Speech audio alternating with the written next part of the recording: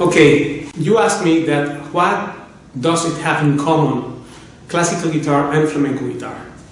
Well, first of all, or you have to tell me what do you understand for flamenco guitar, or I have to tell you my definition of flamenco guitar.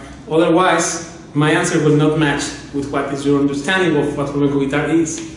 Therefore, I will tell you what I meant by flamenco guitar first.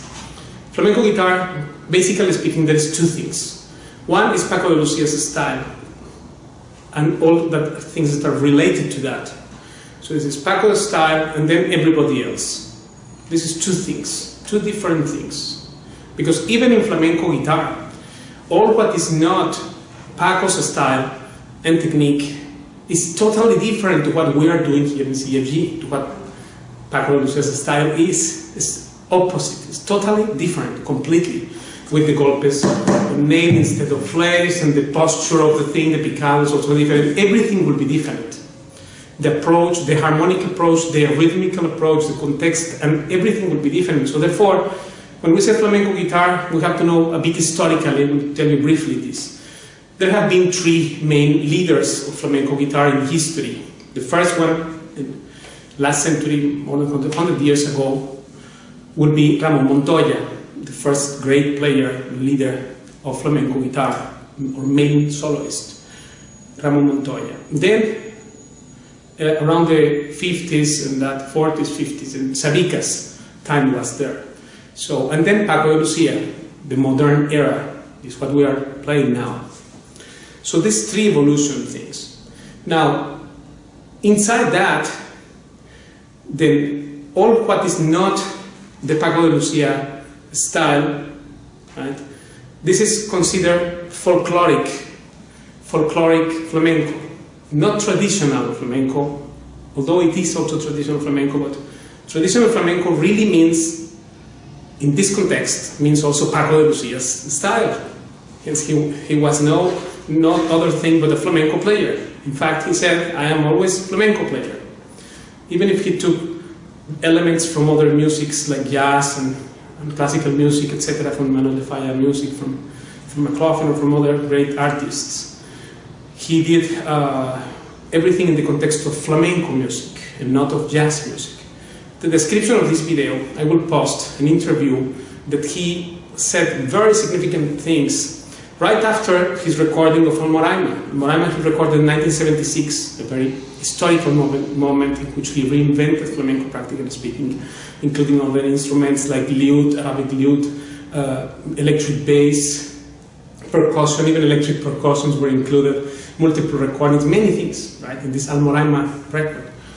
Now, that was 1976. In 1977, 1 year after, he said in that interview, I want to go into the jazz world because I feel very contracted here. Traditionals do not let me play. They want me to play always the same thing, and I'm very bored with this thing.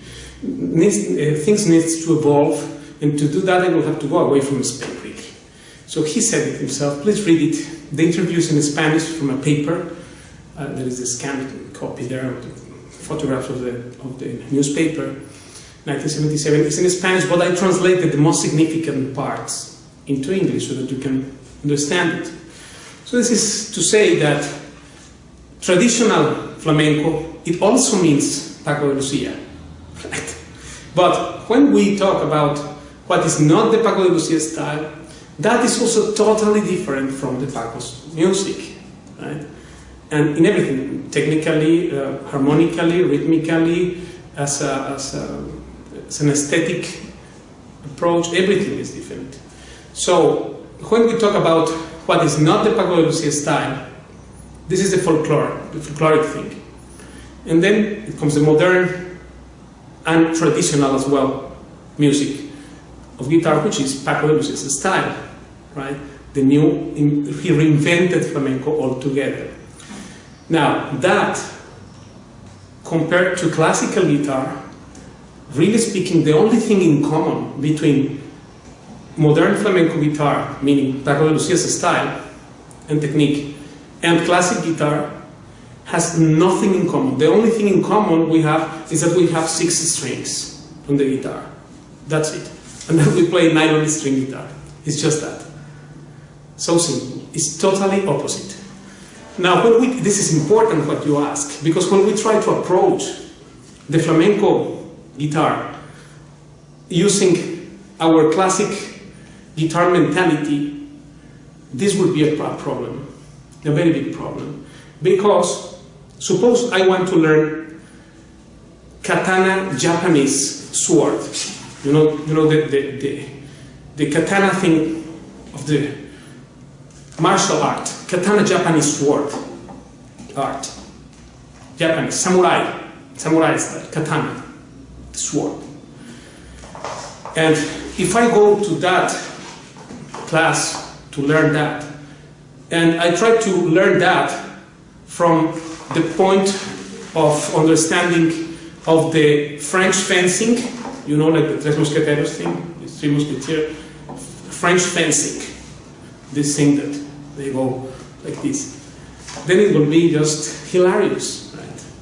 Because Katana Japanese samurai sword art is totally opposite to French fencing. French fencing has nothing to do with Katana Japanese sword. Now someone will come and say very upset, what are you saying? Both are sword, right? Both are with the same sword, or with sword at least.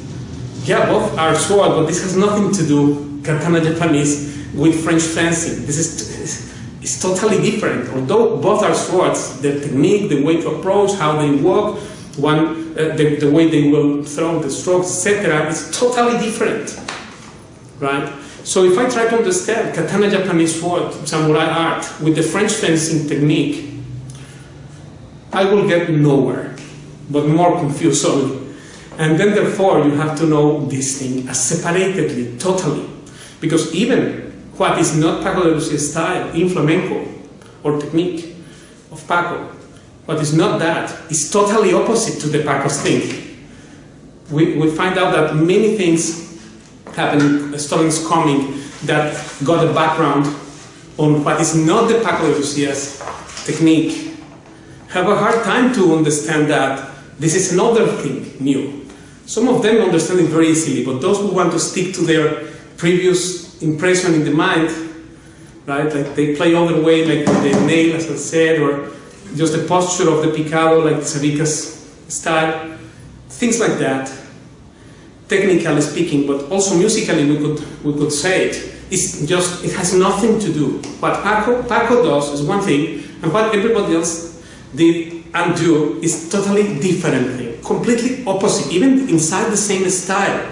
Listen, not only so much so that you don't need to go away from the style. Even this Paco thing, compared to what is not Paco, is totally opposite. What to speak of classical guitar?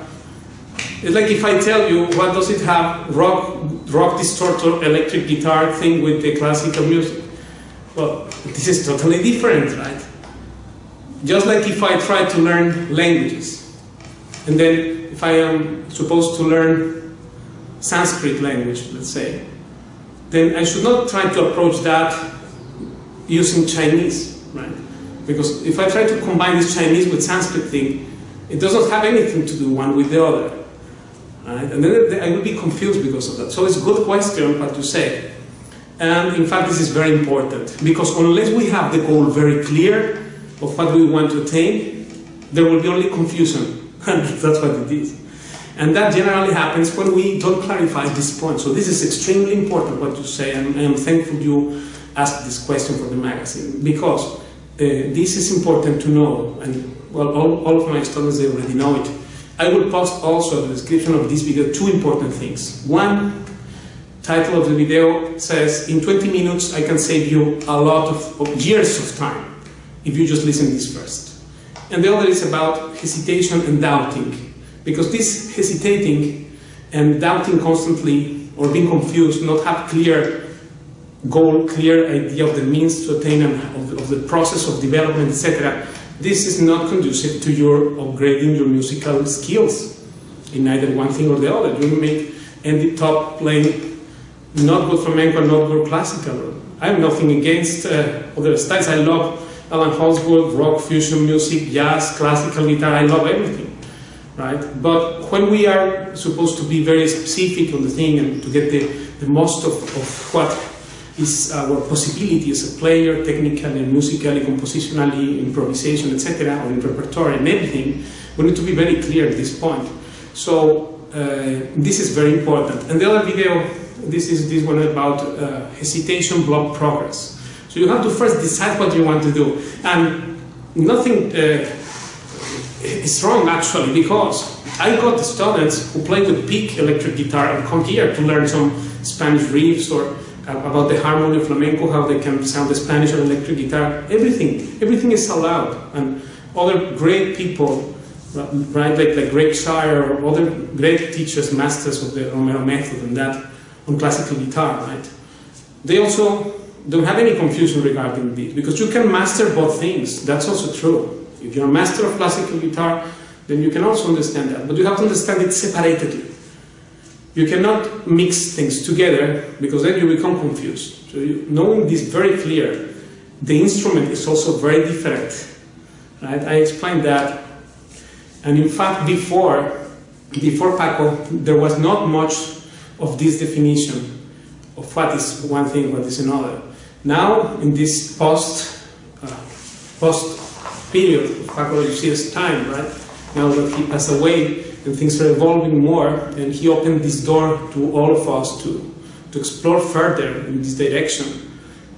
Further developments happening also on the instrument. We can see the sound portal coming and the extra flat bridge to enhance the golpes and the percussive elements of our music, etc., and the action of the thing. Many things that are totally different to flamenco, other flamenco guitar players, including everyone else who is not Paco, and classical guitar, of course. So it has nothing in common. Only the 6th string we have in common. But if someone will play 6, 7 strings or 10, then that will be different. But we have all 6 strings, and this is the only common thing. So thank you for asking this, and if you need any more assistance, I am ready here to answer anything that you need to advance and progress more and more. Thank you, and I see you next time.